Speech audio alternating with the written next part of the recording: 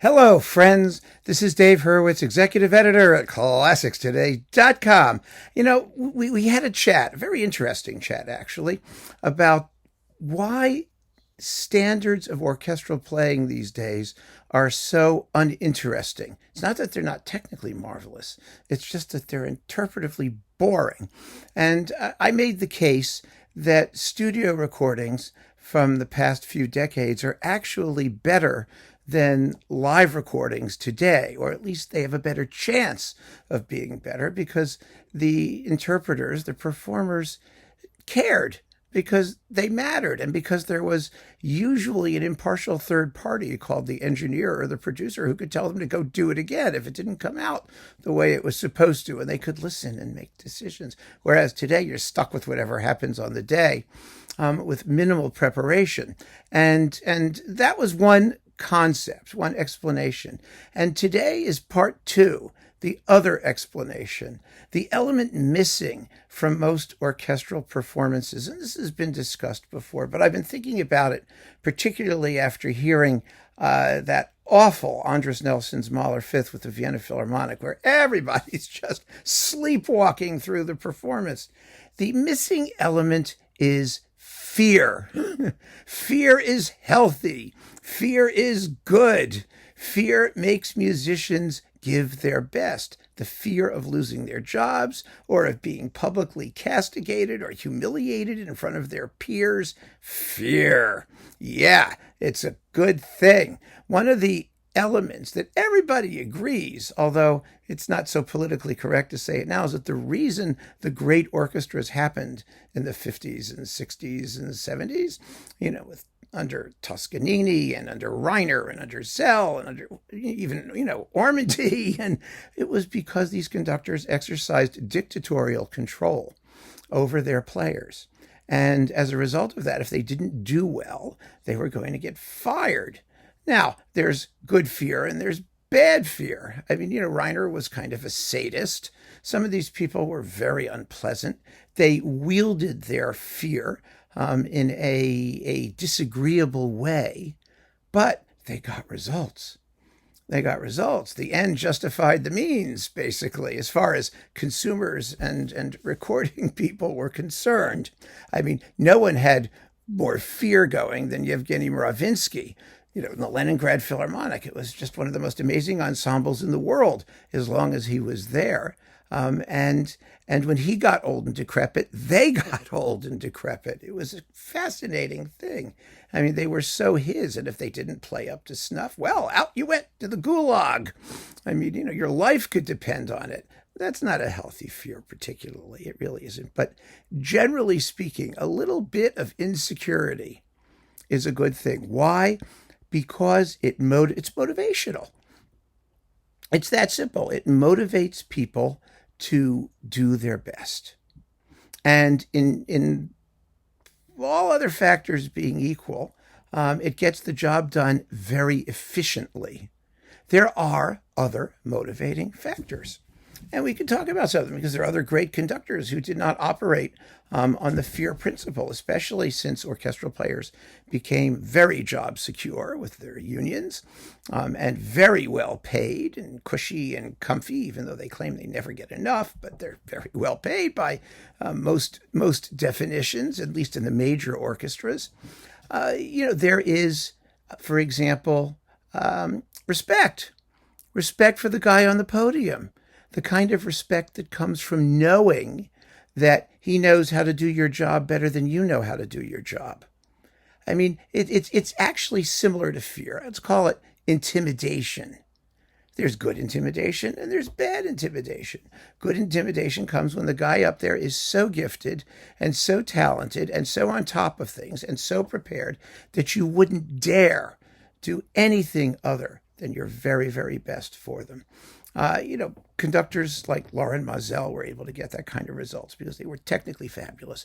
Esa-Pekka Salonen, who's just an amazing all-around musician. Charles Mackerras, who was a musician to his fingertips, and who also had, sometimes there is genuine affection, caring, love for the guy on the podium. It really is. And so you want to do their best because you feel something for them. And that feeling comes out in your playing. But most of the time, those are less motivational in a corporate sense. Individual players may have great respect for a musician, or they may feel that they have to give their best because so and so was a trumpeter and you're playing the trumpet and you know he knows what you're doing if you're faking it. That kind of stuff. That happens.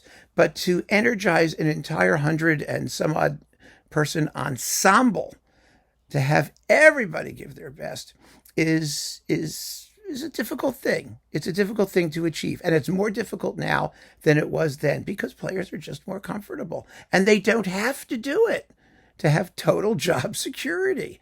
They have varying standards of professionalism.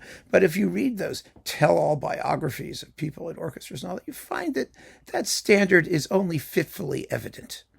There are some ensembles that have a real corporate identity. For example, the Cleveland Orchestra. Some people would say Franz Welser-Most is not a very interesting conducting, but that orchestra stays marvelous.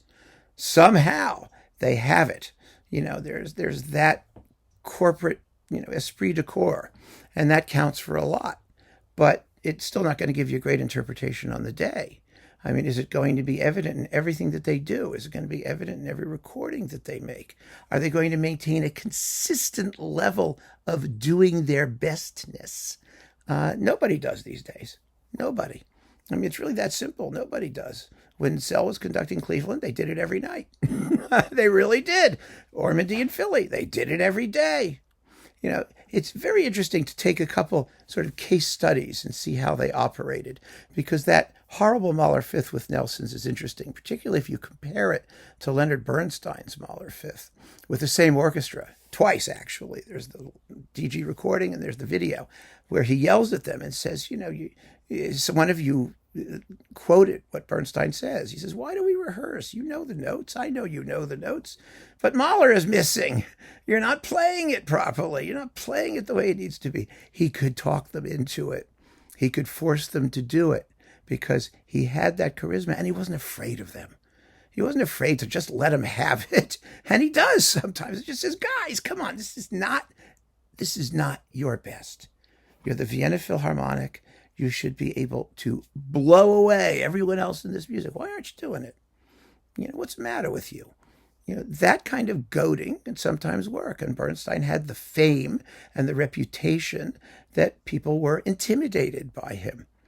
You might say that they loved him, but that's also a form of intimidation, I guess. They were intimidated, so they gave him what he wanted. And sometimes it happens, sometimes it doesn't. Usually it doesn't. Andres Nelsons doesn't ask anybody to do their best. I mean, but on the recorded evidence. Maybe occasionally one of the Shostakovich symphonies in Boston. One of the things that they're saying about Nelsons in Boston is that, he was loved by the orchestra. Who cares? It's not his job. It's not his job to be loved. It's his job to force them to give their best every single night for whatever reason, come what may. And he just doesn't do it. He doesn't do it. There may be moments where he's done stunning things with them, but based on the recorded evidence, there's no consistency at all. The era of the dictatorial conductor type person really ended. I mean, it's a historical moment in the late 70s with Herbert von Karajan, with his flap over the seating of was it Sabina Meyer, the clarinetist in the Berlin Philharmonic, over the objections of the orchestra. He got his way temporarily, but it poisoned his relationship with the orchestra, and he wound up leaving the Berlin Philharmonic, the ensemble that he crafted in his image, in bad odor with the orchestra. It was really, really quite stunning. The orchestra asserted itself, and there wasn't a damn thing he could do about it because the orchestra was running its own show. It was the inmates running the asylum. And ever since then, I would argue, the Berlin Philharmonic has been a shadow of its former self. I mean, they were second rate most of the time under Abbado. A couple of recordings, Brahms symphonies and things aside, they were as second rate as often as not, or wildly inconsistent. Leave it at that. And since then, they don't even have a record label. They have their own, they would say, but that's not the same thing. Because what made inestimably added to their greatness was the fact that there were disinterested third parties who said, wait a minute, we got to sell this thing, and if it's second rate, we're going to have an issue. We're going to have a problem. Most orchestras don't allow anybody to second guess their level of excellence anymore. It's all PR controlled. And so you don't get to have that level of honesty, even behind the scenes. They're not interested. They're just not interested in being told that they're not doing it right and that they're not the fabulous things that they claim to be. But as often as not, they aren't. And what's missing is fear. That notion that they have to do their best, whether they want to or not, whether they like the guy or not, whether they like the music or not. They have to do what they're paid to do at the highest level every single day. And that's my thought on this topic, the second part of what's going on, the corporate psychology of orchestras. You will hear time and time again, they love the conductor. So what? We don't care if they love the conductor. It's not going to result in better performances. It never has. It never does. Even somebody like Beecham, whose players supposedly loved him, the Royal Phil, everybody thinks it was this amiable old man, and everything was just like a schmooze fest. He could fire their ass if they didn't play up to snuff. He had the best players, and he made sure that they performed up to standard. That's the difference. He had the ability to do that, and today nobody does. And so we don't get the standards. It's really very simple. It's the simplest thing in the world. If the inputs aren't there, the outputs won't be there, and they aren't. So every so often you will hear great performances by some great conductors who galvanize people to do everything that they're supposed to do at the highest possible level of achievement or beyond what they can normally do. It happens, but it's much less frequent than it was. The level of playing is much higher than it was. The level of excellence is much lower. And that's where we are today. And that's why we need to keep on listening. So thanks for joining me, friends. Take care.